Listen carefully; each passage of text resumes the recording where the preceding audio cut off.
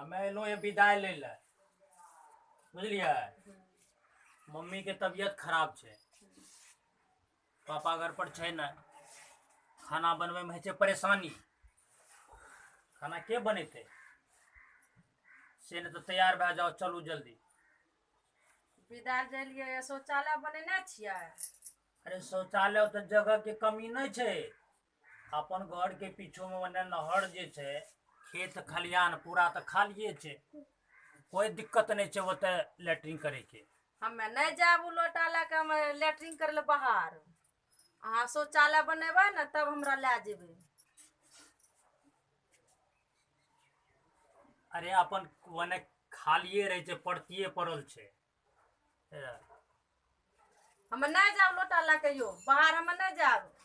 शौचालय बनबू तब जाब, बिना शौचालय के हमे नहीं जाब यहाँ के। तो यहाँ बिना शौचालय के नहीं जेबै? नहीं, हम नहीं जाब बिना शौचालय के। बाहर में जेबै लेट्रिन करे ला। सबके तो घर घर शौचालय छै, यहाँ एगो नहीं बनेने छियै। एगो शौचालय बनबू तब जाब।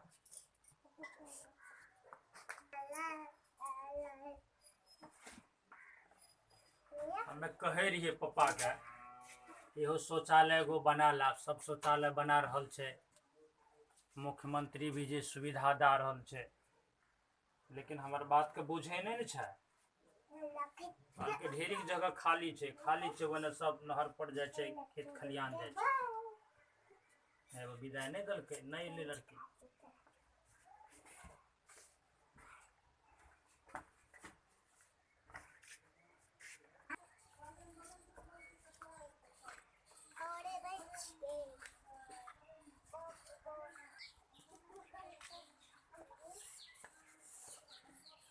कहे रहिए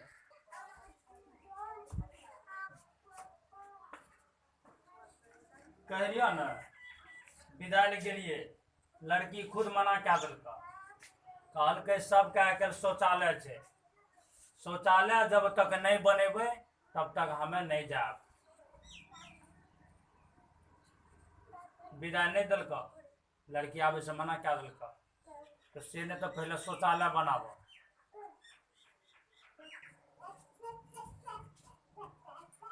एकटा नया शौचालय बनबो तब की करबो? वह ना हमू कह रहियो कि पहले जे कन्या के लाबे से पहले शौचालय बनवा ला।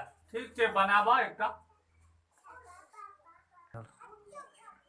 ये देखे रहिए यहाँ सब पारिवारिक video Pawan Sanaiya music YouTube channel के द्वारा। अहाँ सब चाहे छिए कि नया से नया वीडियो देखे के लिए मिले, तो Pawan Sanaiya music YouTube channel के सब्सक्राइब जरूर करबे, लाइक भी करबे, कमेंट भी करबे और शेयर करना नहीं भूलबे। धन्यवाद।